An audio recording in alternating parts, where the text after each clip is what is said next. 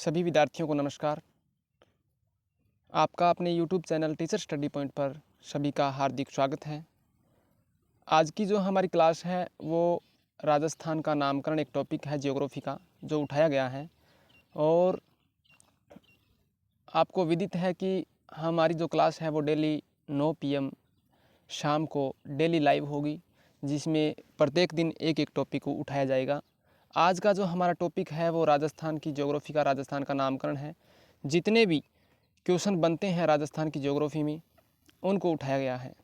तो आप सभी शाम को डेली 9 PM हमारे चैनल से जुड़ें और क्वेश्चनों को हल करें। तो प्रश्न नंबर 1 की बात करते हैं। प्रश्न नंबर 1 जो है वो है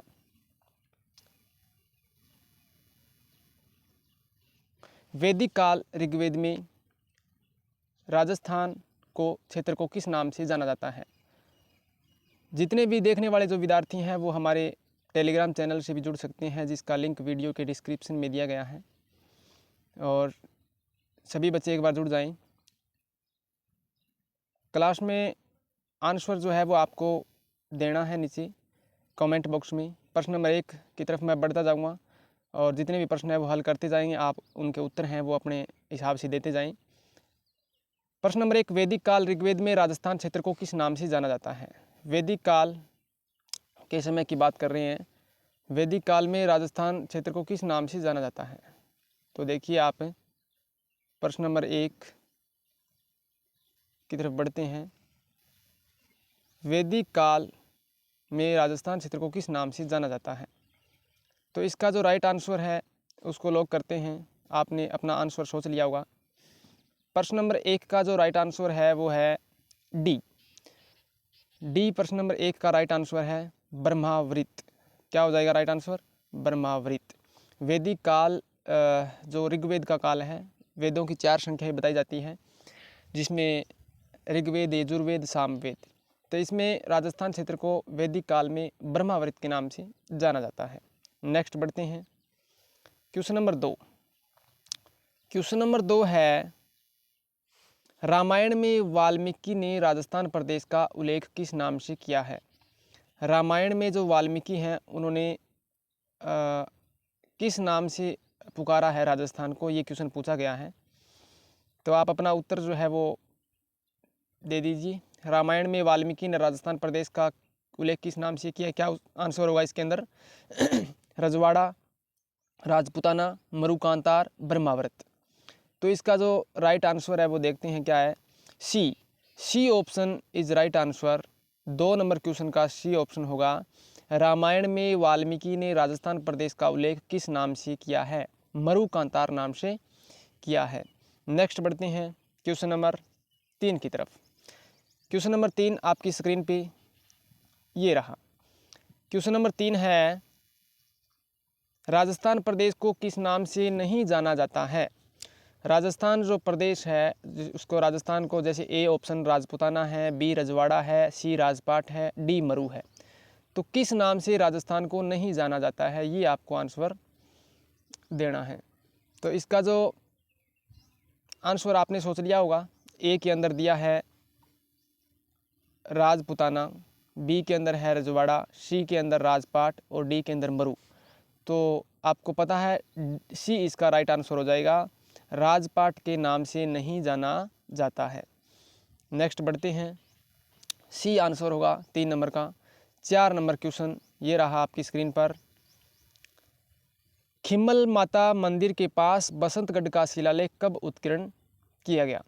खिम्मल माता का जो मंदिर के पास जो बसंतगढ़ शिलालेख मिला था, वो शिलालेख कब मिला था, कब उत्कीर्ण किया गया था वो? ए 685 ईस्वी, बी 682 ईस्वी, सी 716 ईस्वी, डी 782 ईस्वी। तो 4 नंबर क्वेश्चन का आपने आंसर सोच लिया होगा। और तो बढ़ते हैं 4 नंबर क्वेश्चन के आंसर की तरफ। 4 नंबर क्वेश्चन को लॉक करते हैं। क्या आंसर? 4 नंबर क्वेश्चन का आंसर है बी 682 ईसा पूर्व। 682 ईस्वी का है खिम्मल माता मंदिर के पास जो बसंतगढ़ का शिलालेख मिला था। और वेरी मोस्ट इम्पोर्टेंट है बसंतगढ़ का शिलालेख 682 ईस्वी, जिसमें राजस्थान शब्द को किस नाम से पुकारा गया था, ये आगे आपको क्वेश्चन में बताया जाएगा। क्वेश्चन नंबर 4 को आपकी स्क्रीन के सामने लेके आते हैं। क्वेश्चन नंबर 4, राजस्थान को संस्कृत भाषा में राजस्थानिया द्वितीय नाम दिया गया, ये नाम कहाँ से मिला, किसने दिया, किस शिलालेख में मिला या फिर। तो क्वेश्चन नंबर 5 है आपकी स्क्रीन के ऊपर, राजस्थान को संस्कृत भाषा में राजस्थानिया द्वितीय नाम दिया गया, किसने दिया। इसमें ऑप्शन है राजरूपक ग्रंथ कर्नल जेम्स टोड ने, सी विलियम फ्रैंकलिन ने, और बसंतगढ़ का शिलालेख। तो क्या होगा इसका राइट आंसर, राजरूपक ग्रंथ Colonel James Tod, William Franklin, Basantgarh का शिलालेख। सोच लीजिए एक बार और राइट आंसर दे दीजिए।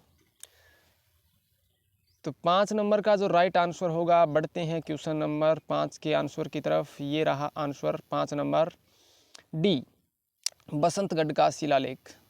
5 नंबर का जो राइट आंसर है वो है बसंतगढ़ का शिलालेख। ये जो हमारी क्लास है वो डेली 9 PM लाइव होगी। आप सभी 9 PM पर तैयार रहें, और जिसमें ज्योग्राफी के प्रत्येक एक टॉपिक को महत्व दिया जाएगा। ओनली फॉर प्रश्नोत्तरी की क्लास होगी। नेक्स्ट बढ़ते हैं क्वेश्चन नंबर 6, और क्वेश्चन नंबर 6 ये रहा आपकी स्क्रीन पर। Question number 6 very most important question है। क्वेश्चन नंबर 6,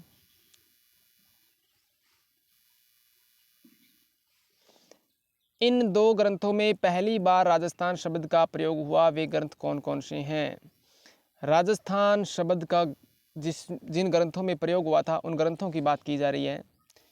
क्या वे ग्रंथ गजगुण रूपक है, क्या वो ग्रंथ राजरूपक है, मुणोत नैणसीरी ख्यात है, या military memoirs of Mister George Thomas, जो कर्नल जेम्स टोड ने लिखी थी चौथी रचना। तो इसमें पहला जो आंसर है वो है गजगुण रूपक, राजरूपक, मुणोत नैणसीरी ख्यात, जो मुणोत नैणसी ने लिखी थी, और military of memoirs George Thomas का, जो मिस्टर जॉर्ज थॉमस का जो ग्रंथ है विलियम फ्रैंकलिन ने लिखा था। तो इनमें से कौन सा है जिन 2 ग्रंथों में राजस्थान शब्द का नाम सबसे पहले हुआ था। तो बढ़ते हैं 6 नंबर क्वेश्चन के आंसर की तरफ। आप अपने आंसर को सोच लीजिए क्या होगा इसका आंसर। क्वेश्चन नंबर 6 का जो आंसर है वो है बी आंसर 2 और 3, यानी दूसरा ग्रंथ राजरूपक और तीसरा ग्रंथ मुहणोत नैणसीरी ख्यात। इन दोनों ग्रंथों में राजस्थान शब्द का सबसे पहले प्रयोग किया गया, राजरूपक ग्रंथ और मुहणोत नैणसीरी ख्यात। नेक्स्ट बढ़ते हैं क्वेश्चन नंबर 6 की तरफ। क्वेश्चन नंबर 6 आपकी स्क्रीन पर ये रहा, वीर भाण ने राजरूपक ग्रंथ की रचना कब की। वेरी मोस्ट इंपॉर्टेंट क्वेश्चन है। क्वेश्चन उठाया भी जा सकता है, और राजस्थान की जो भाषा साहित्य का एक टॉपिक लगता है जिसमें रचनाएं पूछी जाती है, उनमें वीर भाण की रचनाएं पूछी जाती है। और वीर भाण ने जो रचना लिखी थी, रचना का नाम है राजरूपक ग्रंथ है वीर भाण का, जो 2 नंबर ऑप्शन में ऊपर दिखाया गया था। 2 नंबर ऑप्शन था वो ये राजरूपक इसी की थी, वीर भाण की। तो इसका राइट आंसर क्या होगा, 1731, 1665, 1800, 1805। कब लिखी थी वीर भाण ने ये पुस्तक। तो क्वेश्चन का आंसर जो आपकी स्क्रीन पर लेके आते हैं, ए आंसर होगा क्वेश्चन नंबर 7 का। वीर भाण ने राजरूपक ग्रंथ की रचना कब की, इसकी रचना की थी, A answer 1731। Next 8 number question आपकी स्क्रीन पर, राजपुताना शब्द का सर्वप्रथम लिखित प्रमाण कब मिला। राजपुताना, राजस्थान को विभिन्न नामों से पुकारा जाता है, जैसे मरु, मरुकांता, रजवाड़ा, राजपुताना, रायथान, इसके अलग अलग नाम आते हैं। तो राजपुताना शब्द का प्रयोग सबसे पहले लिखित साक्ष्य कहाँ से कब मिला था इसकी बात की जा रही है। तो आंसर 4 ऑप्शन है आपके सामने, 1800 ईस्वी, 1805 ईस्वी, 1818 ईस्वी, 1829 ईस्वी। क्या होगा राइट आंसर सोच लीजिए, और प्रश्न को लॉक करते हैं क्वेश्चन नंबर 8 को। ये रहा आंसर क्वेश्चन नंबर 8 का, B option is right answer, 1805 ईस्वी में। राजपुताना शब्द का सर्वप्रथम लिखित प्रमाण मिला था 1805 ईस्वी में। सुनिए ध्यान से, राजपुताना शब्द का सबसे पहले उपयोग किया था जॉर्ज थॉमस ने 1800 ईस्वी में। उसने मौखिक रूप से राजस्थान शब्द को पुकारा था कि ये राजपुताना शब्द है। राजस्थान शब्द को राजपुताना नाम दिया गया था 1800 ईस्वी में। जब बाद में 1805 ईस्वी में इसका लिखित प्रमाण मिला था हमें। नेक्स्ट बढ़ते हैं क्वेश्चन नंबर 8 आपकी स्क्रीन पर। ये रहा क्वेश्चन नंबर 8। क्वेश्चन नंबर 8 है, जॉर्ज थॉमस की मृत्यु राजस्थान में कहाँ हुई? Very very most important question है। जॉर्ज थॉमस की मृत्यु राजस्थान में कहाँ हुई?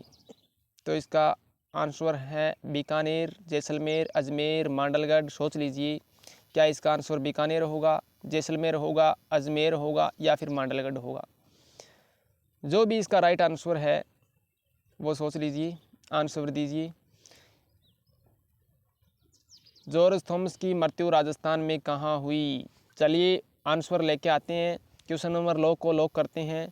क्वेश्चन नंबर 9 का राइट आंसर है ए, बीकानेर।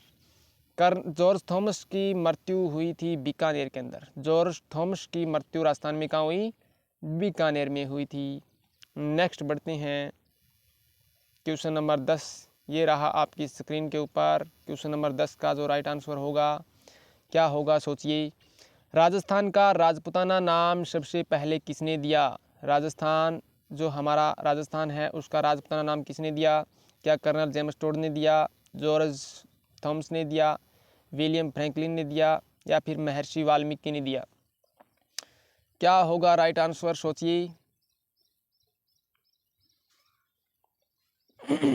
राजस्थान का राजपूताना नाम सबसे पहले किसने दिया? तो आंसर क्वेश्चन नंबर 10 का आंसर लॉक करते हैं B answer is right answer. सबसे पहले जॉर्ज थॉमस ने राजपूताना नाम से संबोधित किया था राजस्थान को। नेक्स्ट बढ़ते हैं क्वेश्चन नंबर 11 आपकी स्क्रीन पर। Military memoirs of Mister George Thomas पुस्तक किसकी है? Military memoirs of Mister George Thomas पुस्तक किसकी है? Military memoirs of Mister George Thomas. और 4 ऑप्शन हैं, George Thomas, Colonel James Tod, William Franklin या Lord Wellesley. Military memoirs of Mister George Thomas पुस्तक किसने लिखी थी? तो इसका राइट आंसर क्या है? लेके आते हैं आंसर को आपकी स्क्रीन के ऊपर। C answer is right answer, William Franklin. किसकी है? विलियम फ्रैंकलिन की ये पुस्तक है, military memoirs of Mister George Thomas. पुस्तक विलियम फ्रैंकलिन ने लिखी थी। नेक्स्ट बढ़ते हैं क्वेश्चन नंबर 12 की तरफ। क्वेश्चन नंबर 12 ये रहा आपकी स्क्रीन के ऊपर। राजस्थान के इतिहास के पितामह के नाम से कौन प्रसिद्ध है? Very very most important question है। सभी विद्यार्थी ध्यान से सुने, समझें और याद भी रखें क्वेश्चन को। एक एक टॉपिक ज्योग्राफी का उठाया जाएगा, जिसमें प्रत्येक डे 20, 30, 50 जितने क्वेश्चन बनते हैं वो आप तक शेयर किए जाएंगे। एक भी प्रश्न आपका गलत नहीं होगा। पहले टॉपिक को पढ़ा कीजिए फिर आंसर दीजिए। राजस्थान के इतिहास के पितामह के नाम से कौन प्रसिद्ध है? 4 आंसर आपकी स्क्रीन के ऊपर। क्या जॉर्ज थॉमस है, लॉर्ड वेलेजली है, महात्मा गांधी है, कर्नल जेम्स टोड है? राजस्थान के इतिहास के जो जनक हैं, आंसर सोच लिया होगा आपने। आपकी स्क्रीन पे आंसर आ रहा है, ये रहा D answer is right answer. Rajasthan के इतिहास के पितामह के नाम से कौन प्रसिद्ध है? कर्नल जेम्स टोड, घोड़े वाले बाबा। आप जानते ही होंगे घोड़े वाले बाबा कर्नल जेम्स टोड राजस्थान इतिहास के जनक, राजस्थान इतिहास के पितामह। 13 नंबर क्वेश्चन ये रहा आपकी स्क्रीन के ऊपर। कर्नल जेम्स टोड के गुरु का नाम बताओ। कर्नल जेम्स टोड के गुरु का क्या नाम था? सोच लीजिए आंसर। 4 आंसर आपकी स्क्रीन पे। गुरु गोविंद सिंह, साधु राजगिरी, यति ज्ञानचंद्र या देवेंद्र चंद्र शर्मा। सभी विद्यार्थी ध्यान से सुनिए। प्रश्न को आंसर देखने से पहले प्रश्न को अच्छे से समझो। प्रश्न को अगर अच्छे से समझ लिया तो आपका 50% आंसर वहीं हल हो जाता है। कर्नल जेम्स टोड के गुरु का क्या नाम था? गुरु गोविंद सिंह, साधु राजगिरी, यति ज्ञानचंद्र। तो इस प्रश्न का जो राइट आंसर है C option is right answer, Yati Gyanchandra. 13 नंबर प्रश्न को लॉक कर दिया गया, सी आंसर होगा। सही है सी आंसर। क्वेश्चन नंबर 14 की तरफ जाते हैं। आपकी स्क्रीन पर ये रहा question number 14। Question number 14। Colonel James Tod के कहने पर 1818 ईस्वी में मेवाड़ के किस शासक ने ईस्ट इंडिया कंपनी के साथ संधि की? Very very most important question है, इसको मोस्ट लगा लीजिए, 5 स्टार लगा लीजिए। कर्नल जेम्स टोड के कहने पर 1818 ईस्वी में मेवाड़ के किस शासक ने ईस्ट इंडिया कंपनी के साथ संधि की? क्या भीम सिंह ने की, मान सिंह ने की, स्वाई भोज ने की, राय सिंह ने की? कौन है वो शासक जिसने कर्नल जेम्स टोड के कहने पर 1818 ईस्वी में मेवाड़ के किस शासक ने ईस्ट इंडिया कंपनी के साथ संधि की? बाद में ईस्ट इंडिया कंपनी को विश्वास ये शक जताया जाता है कि कर्नल जेम्स टोड इनकी मदद कर रहा है, तो कर्नल जेम्स टोड राजस्थान को छोड़कर इंग्लैंड चला जाता है। तो 1818 ईस्वी में किसने संधि की थी अंग्रेज़ों के साथ? क्या होगा राइट आंसर? ये रहा राइट आंसर आपकी स्क्रीन के ऊपर, ए, भीम सिंह ने ये संधि की थी। Very very most important question है। कर्नल जेम्स टोड के कहने पर 1818 ईस्वी में मेवाड़ के किस शासक ने ईस्ट इंडिया कंपनी के साथ संधि की थी? Colonel James toad. नेक्स्ट बढ़ते हैं, क्वेश्चन नंबर 15 ये रहा आपकी स्क्रीन के ऊपर। कर्नल जेम्स टोड ने सन 1806 में अपनी फौज की नौकरी के दौरान पहली बार राजस्थान में कब पहुंचे? 1806 में कर्नल जेम्स टोड राजस्थान आए थे तो कहाँ पहुंचे थे? बीकानेर, भीलवाड़ा, अजमेर, उदयपुर? क्या होगा राइट आंसर? क्या बीकानेर में आए थे? बीकानेर, भीलवाड़ा, अजमेर, उदयपुर, कहाँ आए थे कर्नल जेम्स टोड? क्या होगा 15 नंबर का राइट आंसर? सोच लीजिए 15 नंबर का राइट आंसर क्या होगा?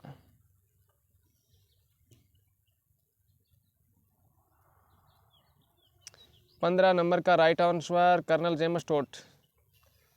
चलिए आंसर देखते हैं। D option is right answer. D option Udaipur. Colonel James Tod सन 1806 ईस्वी में अपनी फौज की नौकरी के दौरान पहली बार राजस्थान पहुंचे थे। नेक्स्ट बढ़ते हैं आगे, क्वेश्चन नंबर 16 ये रहा आपकी स्क्रीन के ऊपर। मानमोरी का शिलालेख कहाँ से प्राप्त हुआ? मानमोरी का शिलालेख जो है वो कहाँ से प्राप्त हुआ? बसंतगढ़ सिरोही से हुआ था, पुठोली चित्तौड़ से हुआ था, टोडगढ़ अजमेर से हुआ था, या मांडलगढ़ भीलवाड़ा से हुआ था? पुठोली चित्तौड़गढ़, टोडगढ़ अजमेर, मांडलगढ़ भीलवाड़ा, बसंतगढ़ सिरोही, कहाँ से प्राप्त हुआ था? बताइए राइट आंसर क्या है? 16 नंबर का राइट आंसर मानमोरी का शिलालेख। चलिए 16 नंबर का राइट आंसर लॉक करते हैं, क्या है? B, B option is right answer, Putholi Chittorgarh. Manmori का शिलालेख कहाँ से प्राप्त हुआ? ये पुठोली चित्तौड़ से प्राप्त हुआ था। क्वेश्चन नंबर 17 की तरफ बढ़ते हैं। ये रहा आपकी स्क्रीन पर क्वेश्चन नंबर 17। मानमोरी का शिलालेख पुठोली जो चित्तौड़ से मिला था, अभी बात की थी हमने, बी ऑप्शन किया था उसका। मानसरोवर झील के पास कब मिला था? यानी मानमोरी का शिलालेख कब प्राप्त हुआ था, ये आंसर है इसका। क्या है आंसर इसका? जो पुठोली चित्तौड़गढ़ में मिला था मानसरोवर झील के पास, क्या ये 682 में मिला था? क्या 625 ईस्वी में मिला था? क्या 672 में मिला था, या 711 में मिला था? कब मिला था मानमोरी का शिलालेख? क्या होगा राइट आंसर? सोच लीजिए राइट आंसर क्या होगा 600 मानमोरी का शिलालेख। चलिए आंसर को लॉक करते हैं। 17 नंबर का right answer C, C option is right answer. 716 ईस्वी में मानमोरी का शिलालेख पुठोली चित्तौड़ में स्थित मानसरोवर झील के पास मिला था।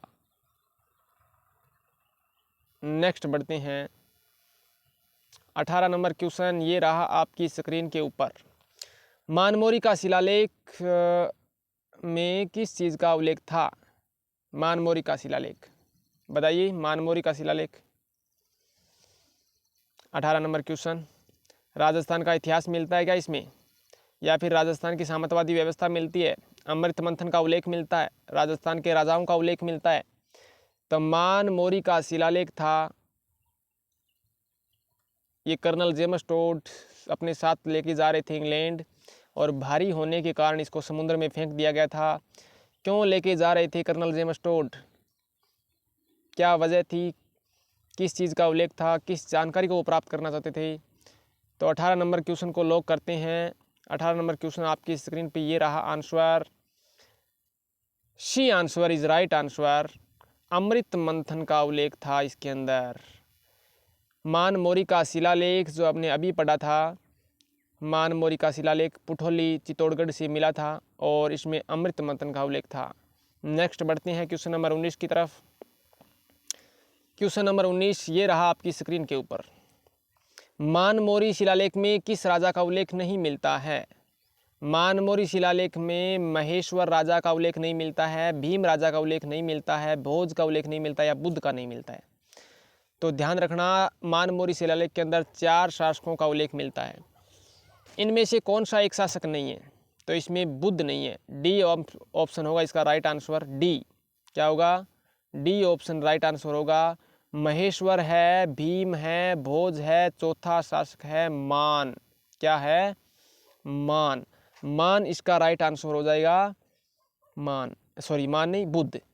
महेश्वर का उल्लेख मिलता है, भीम का उल्लेख मिलता है, भोज का उल्लेख मिलता है और मान का मिलता है, जबकि डी बुद्ध का उल्लेख नहीं मिलता है। क्वेश्चन नंबर 20 ये रहा आपकी स्क्रीन के ऊपर। Annals and Antiquities of Rajasthan का प्रकाशन किसने किया? किसने लिखी थी ये पुस्तक? Annals and Antiquities of Rajasthan का प्रकाशन किसने किया? क्या लॉर्ड वेलेस्ली ने किया, जेम्स क्रुक ने किया, जॉर्ज थॉमस ने किया, कर्नल जेम्स टोड ने किया? बताइए राइट आंसर क्या होगा।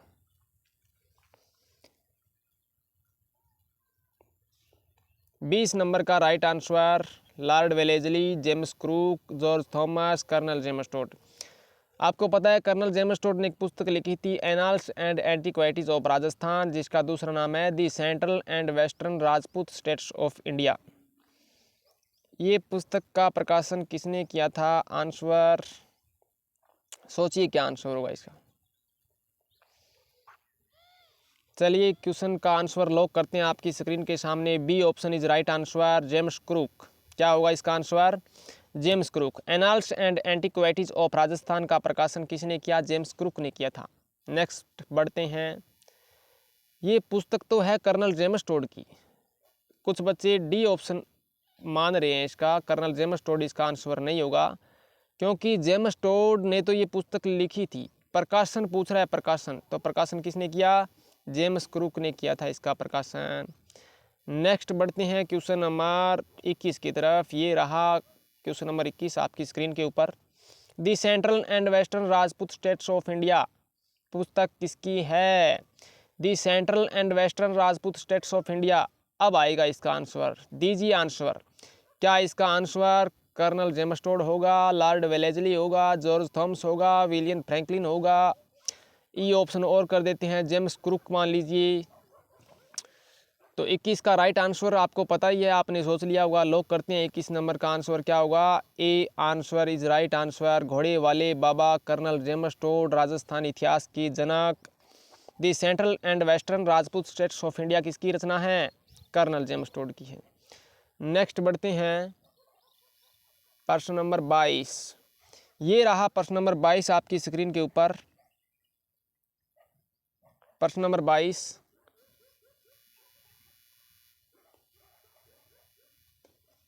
दी central and western Rajput states of India पुस्तक के प्रथम भाग का प्रकाशन कब हुआ? कब हुआ था पुस्तक के प्रथम? ये पुस्तक 2 भाग में प्रकाशन हुआ था, इस पुस्तक का याद रखिए।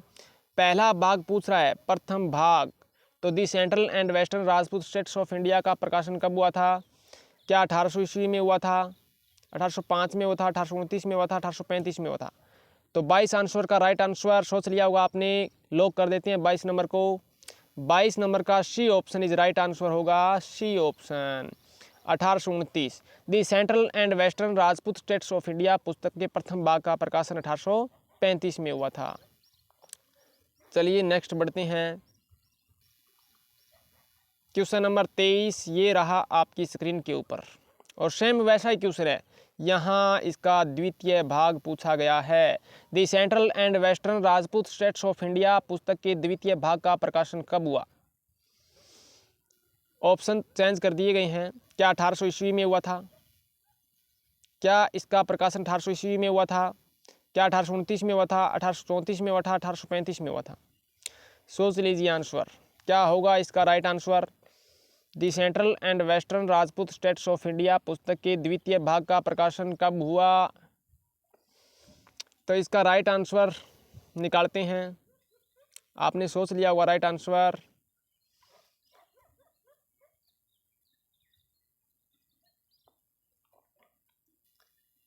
चलिए देखते हैं।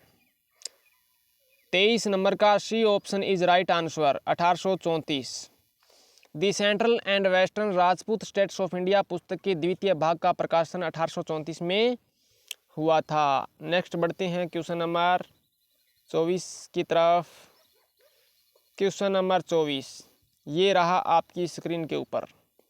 राजस्थान में पाई जाने वाली जागीरदारी, सामंतवादी जमींदारी और फ्यूडलिज्म व्यवस्था का उल्लेख किसमें मिलता है? क्वेश्चन ध्यान से समझिए। राजस्थान में पाई जाने वाली जागीरदारी, सामंतवादी, जमींदारी और फ्यूडलिज्म व्यवस्था का उल्लेख कहाँ मिलता है? Very very most important question है और पूछा भी जा चुका है। क्या होगा इसका राइट आंसर? क्या ये मानमोरी शिलालेख में इसका उल्लेख मिलता है? क्या बसंतगढ़ शिलालेख में मिलता है? क्या विलियम फ्रैंकलिन की पुस्तक में मिलता है? क्या कर्नल जेम्स टोड की पुस्तक में मिलता है? 24 नंबर का राइट आंसर करते हैं लोग। जवाब आएगा डी, कर्नल जेम्स टोड की पुस्तक the Central and western Rajput states of India में जमींदारी, सामंतवादी, जागीरदारी, फ्यूडलिज्म व्यवस्था का उल्लेख मिलता है। नेक्स्ट बढ़ते हैं क्वेश्चन नंबर 25 की तरफ। ये रहा आपकी स्क्रीन के ऊपर क्वेश्चन नंबर 25।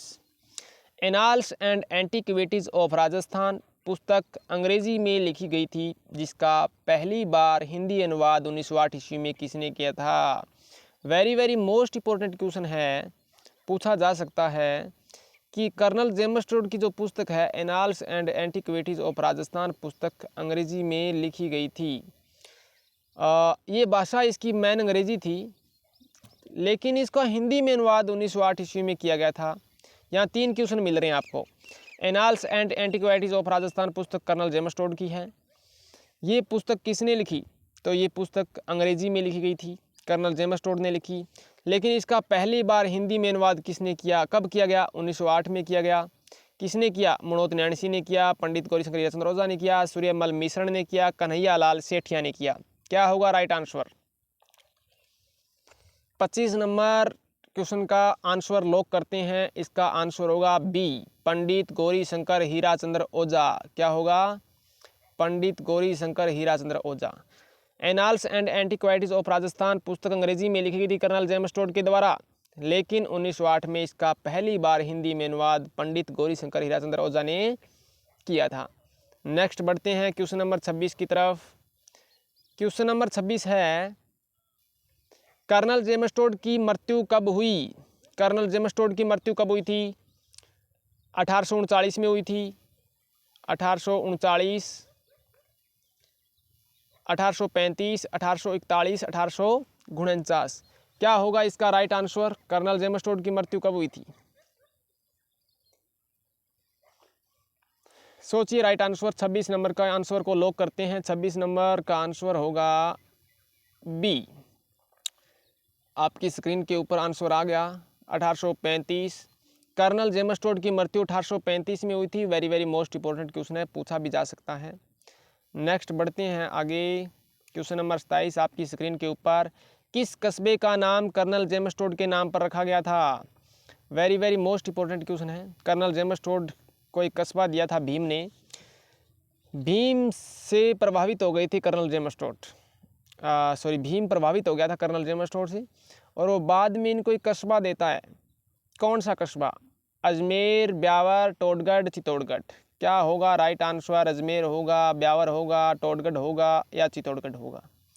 तो आपको पता है कर्नल जेम्स टोड के नाम पर तो कस्बा, फिर कर्नल जेम्स टोड के नाम पर टोडगढ़ होगा, जो अजमेर के अंदर है। C option is right answer. 27 number का ऑप्शन क्या होगा? सी। 28 नंबर क्वेश्चन ये रहा आपकी स्क्रीन के ऊपर। कर्नल जेम्स टोड ने मीराबाई को किसकी पत्नी बताया था? Very very most important question. क्या है आपसे उम्मीद, क्या क्वेश्चन आएंगे, क्या आंसर आएंगे, देखते हैं। कर्नल जेम्स टोड ने मीराबाई को किसकी पत्नी बताया था? मीराबाई किसकी पत्नी थी? लेकिन कर्नल जेम्स टोड ने क्या बताया? क्या भोजराज की बताया, राणा सांगा की बताया, राणा कुंभा की? राणा जी बताओ राइट आंसर क्या होगा? कर्नल जेम्स टोड ने मीराबाई को किसकी पत्नी बताया? आंसर चलिए देखते हैं क्या है आंसर।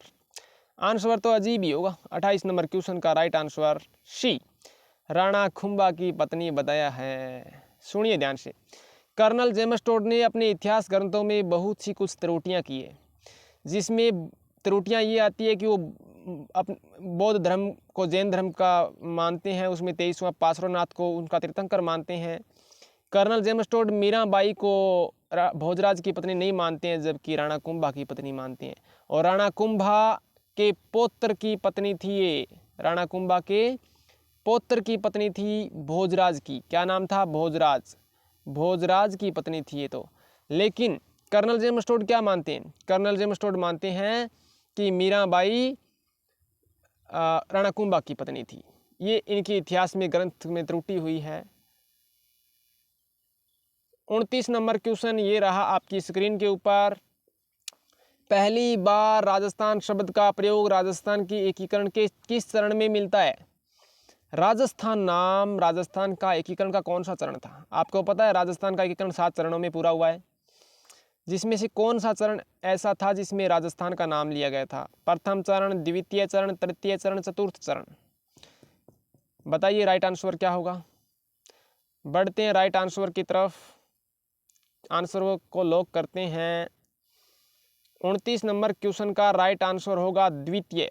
क्या होगा? दूसरा चरण 25 मार्च 1948। 25 मार्च 1948 को दूसरा चरण मना था, जिसमें राजस्थान शब्द का प्रयोग किया गया था। नेक्स्ट बढ़ते हैं, 29 नंबर का बी ऑप्शन होगा राइट आंसर, 25 मार्च 1948। ये रहा 30 नंबर क्वेश्चन आपकी स्क्रीन के ऊपर। राजस्थान दिवस किस तारीख को मनाया जाता है? Very very most important. Rajasthan दिवस कब मनाया जाता है? 30 मार्च, 1 नवंबर, 16 सितंबर, 28 फरवरी। बताइए क्या होगा राइट आंसर। राजस्थान दिवस आंसर दे दिया हुआ। चलिए बढ़ते हैं। 30 मार्च को मनाया जाता है राजस्थान दिवस। ए ऑप्शन इज राइट आंसर। 30 का ए ऑप्शन होगा, 30 का ए ऑप्शन, 30 मार्च, 30 मार्च, 30 मार्च, 30 का 30 ही आंसर होगा। वेरी गुड, क्या बात है। 31 नंबर ऑप्शन ये रहा आपकी स्क्रीन के ऊपर, आंसर भी आपको दिख गया होगा। ये तो गलत बात हो गई। राजस्थान का स्थापना दिवस कब मनाया जाता है?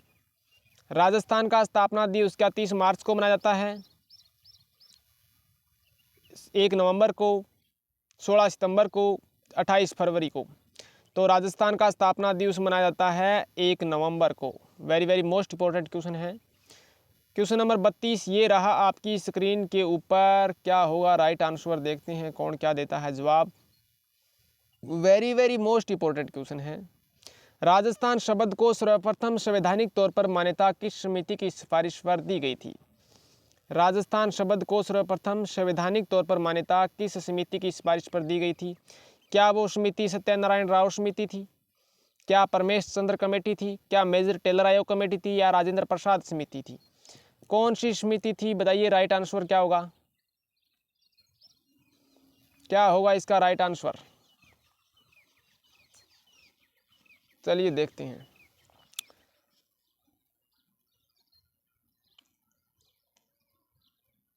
बत्तीस number A option is right answer आ रहे हैं। 32 नंबर का ए ऑप्शन होगा।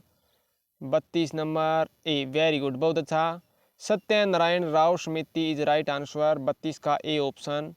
33 नंबर क्वेश्चन ये रहा आपकी स्क्रीन के ऊपर।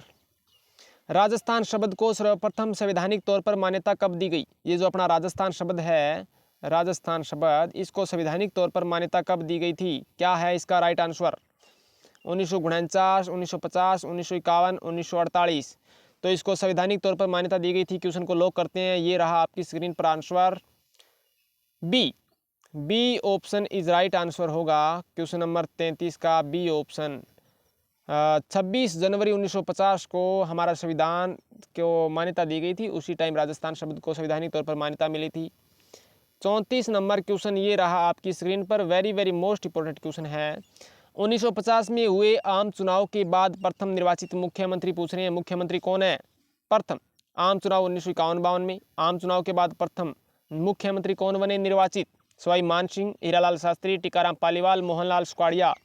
क्या होगा इसका राइट आंसर? क्या सवाई मानसिंह थे, या हीरालाल शास्त्री थे, टीकाराम पालीवाल थे, या मोहनलाल सुखाड़िया थे? क्या होगा राइट आंसर? 34 नंबर का क्वेश्चन को लॉक करते हैं। 34 नंबर क्वेश्चन का राइट आंसर होगा C option is right answer, Tikaram Paliwal. 1952 में हुए आम चुनाव के बाद प्रथम निर्वाचित मुख्यमंत्री कौन बने? टीकाराम पालीवाल। नेक्स्ट बढ़ते हैं क्वेश्चन नंबर 35। ये रहा आपकी स्क्रीन के ऊपर। राजस्थान राज्य के प्रथम राज्यपाल कौन बने? कौन है भाई राजस्थान राज्य के प्रथम राज्यपाल? बताइए। राजस्थान राज्य के प्रथम राज्यपाल कौन बने? मोहनलाल सुखाड़िया, गुरुमुख निहाल सिंह, टीकाराम पालीवाल, हीरालाल शास्त्री। बताइए कौन है राजस्थान राज्य के प्रथम राज्यपाल कौन बने? चलो क्वेश्चन को आंसर लॉक करते हैं। 35 नंबर के आंसर को लाते हैं आपकी स्क्रीन के ऊपर। 35 नंबर का आंसर होगा B option is right answer, Gurmukh Nihal Singh. Rajasthan के प्रथम राज्यपाल कौन बने? गुरुमुख निहाल सिंह। गुरुमुख निहाल सिंह राजस्थान के प्रथम राज्यपाल बने। नेक्स्ट क्वेश्चन की ओर बढ़ते हैं। क्वेश्चन नंबर 36 ये रहा आपकी स्क्रीन के ऊपर, और क्वेश्चन नंबर 36 के साथ ही हमारी क्लास यहीं कंप्लीट करते हैं। क्वेश्चन नंबर 36 है, राजस्थान की हाईटेक सिटी किसे कहा जाता है? सीकर को कहा जाता है, अलवर को कहा जाता है, टोंक को कहा जाता है, या सिरोही को कहा जाता है? इसका आंसर आपको देना है, कमेंट बॉक्स में देना है। और कल जो क्लास होगी 9 बजे उसका पहले आंसर इसी का ही आंसर बताया जाएगा, कल बता दिया जाएगा इसका आंसर। आप सोचना कि इसका आंसर क्या होगा। राजस्थान की हाईटेक सिटी किसे कहा जाता है?